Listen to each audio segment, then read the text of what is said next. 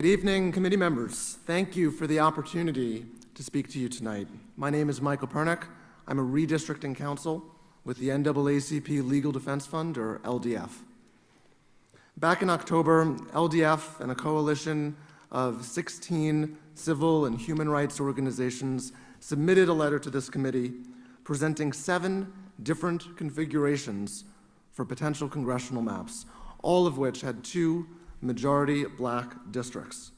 In our submission, we reminded this committee of your affirmative obligation to ensure compliance with Section 2 of the Voting Rights Act, which we believe likely requires the drawing of 2 majority black congressional districts. Over the last 2 months, you've heard from countless community members and civic leaders from across the state urging you to adopt a map with 2 majority black congressional districts.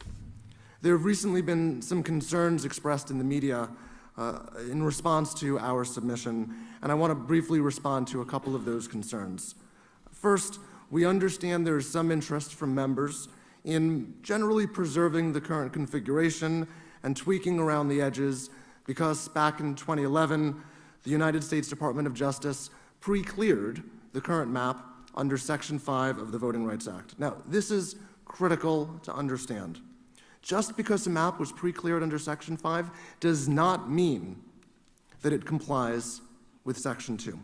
Section 5 and Section 2 tackle very different problems and impose different legal obligations on this committee. The United States Supreme Court has made this abundantly clear, stating, and I quote, "We refuse to equate a Section 2 vote dilution inquiry with the Section 5 retrogression standard."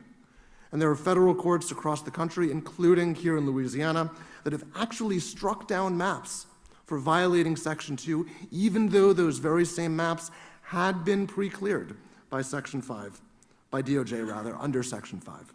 So if courts at some point in this process end up evaluating the maps that are enacted by the legislature, those courts will look to the requirements under Section 2, which are set forth in the United States Supreme Court opinion, Thornburg versus Jingles.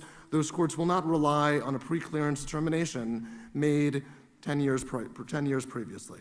So in short, the notion that a proposed map would be legal and compliant with Section 2 simply because it's similar to a map that had been enacted 10 years ago that was pre-cleared by DOJ, that idea is not consistent with black letter law. Second, we understand that there are some concerns that have been raised that the maps that we had introduced are somewhat reminiscent of maps that had been struck down by courts in Louisiana back in the 1990s. That is not the case. The maps that were at issue in the Hayes cases back in the 1990s were criticized by courts for a variety of reasons, mostly because they didn't make any effort to respect traditional districting principles. They weren't compact. They split too many parishes. Unlike those maps that were struck down, the maps that we and our 16 partner coalition organizations submitted did take those principles into account. Our maps demonstrate that it is possible to draw a congressional map with 2 majority black districts that is more compact and splits fewer precincts than either the current map or the maps that were struck down back in the 1990s.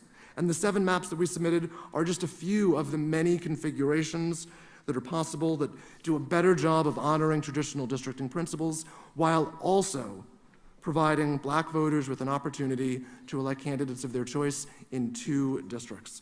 So in closing, the current congressional map, it severely underrepresents Louisiana's black community. Although 1/3 of Louisiana's residents are black, only 1 out of 6 congressional districts is represented by a person who had the support of black voters. The time has come for a second majority black congressional district so that Louisiana's black voters will finally be fairly represented in the congressional delegation. Thank you.